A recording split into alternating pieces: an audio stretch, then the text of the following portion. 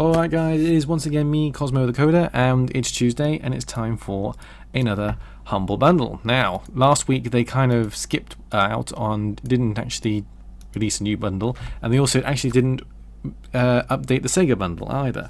So it pretty much was a bit of a quiet week last week for Humble Bundles, but the Sega bundle has gone, and in its place we have got a new bundle called the Humble Staff Picks bundle by someone called Glenn apparently.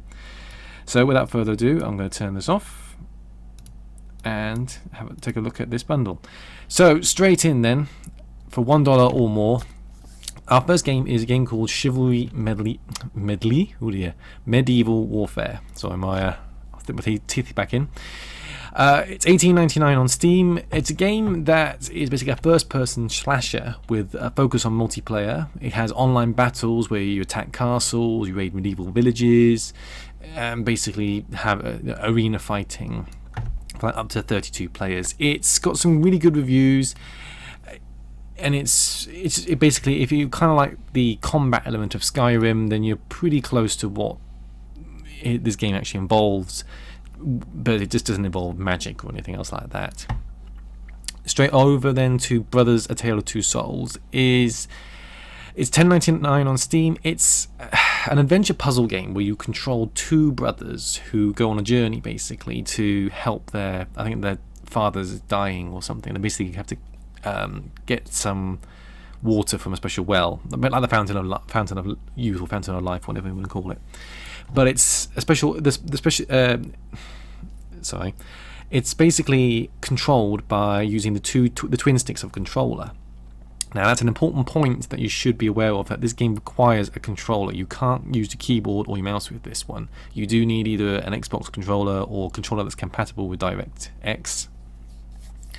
It's got some extremely positive reviews due to its story and its atmosphere. It's not very long, I will warn you, but it is an extremely good game, and you'll come out of it feeling quite what's the right sort of word for it?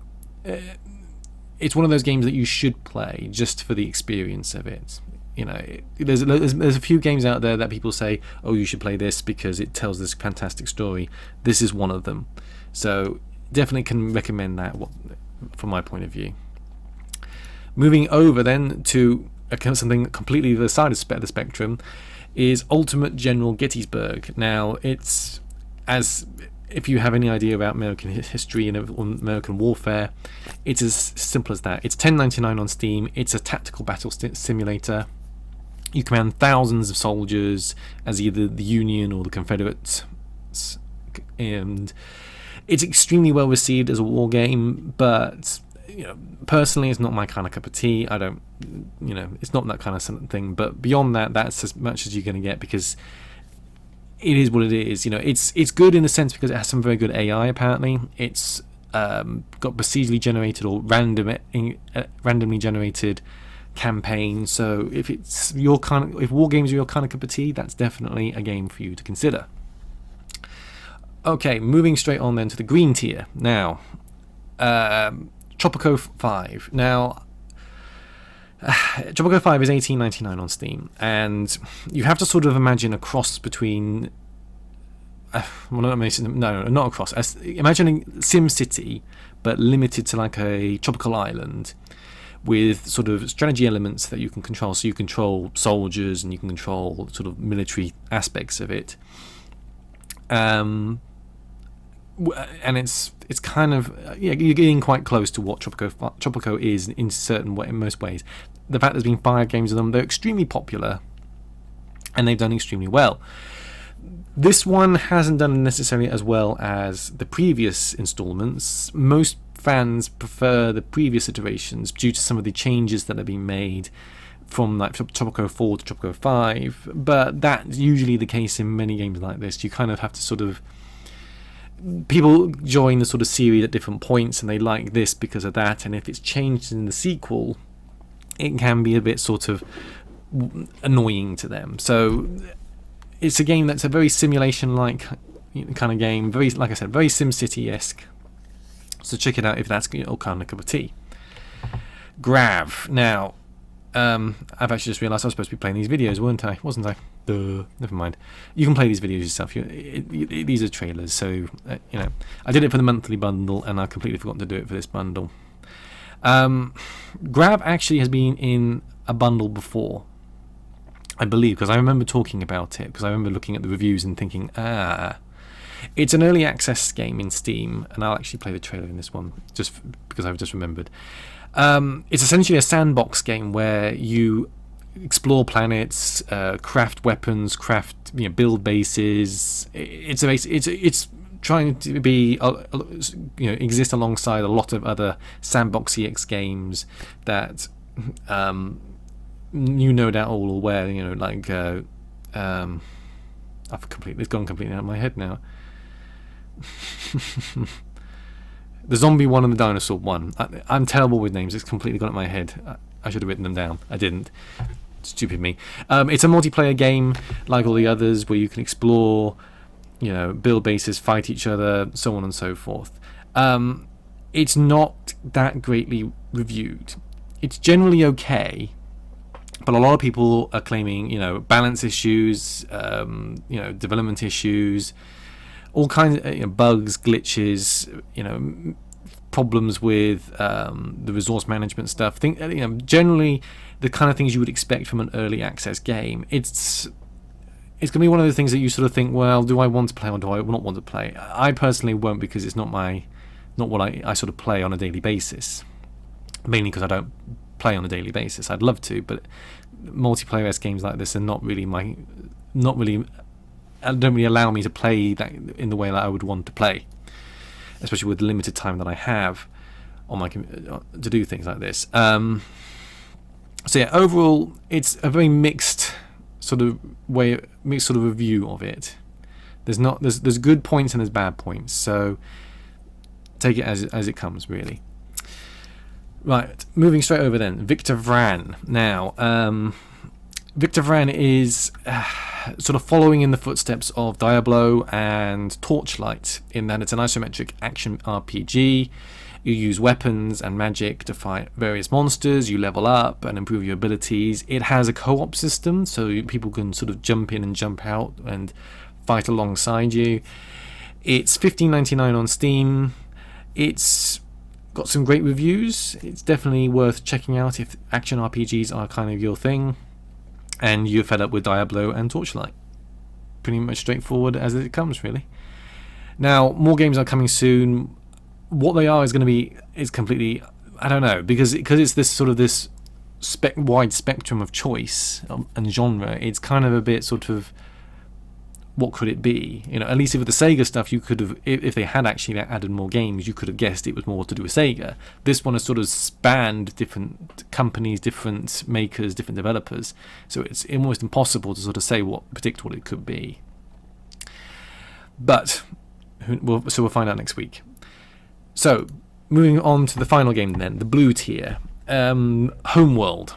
Now this is the remastered collection. Now if you don't know what Homeworld is, to give you just a basic sort of history lesson, I suppose is the best word for it.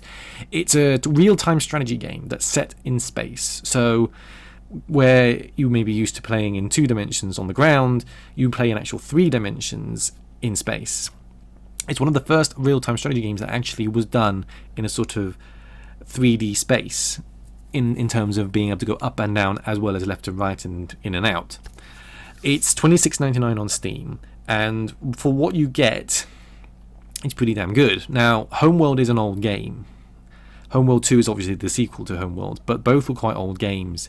I believe it was the 90s or late 90s that Homeworld first came out. I might be wrong with that, because I meant to look it up but didn't. So my fault for not doing that. But I actually did play the first Homeworld. Actually, maybe it was more for... Now I'm doubting myself. Maybe it was in the early 2000s. Anyway, regardless, it's an old style game that a lot of people loved. It was extremely well received, so much so in fact that the sequel was made.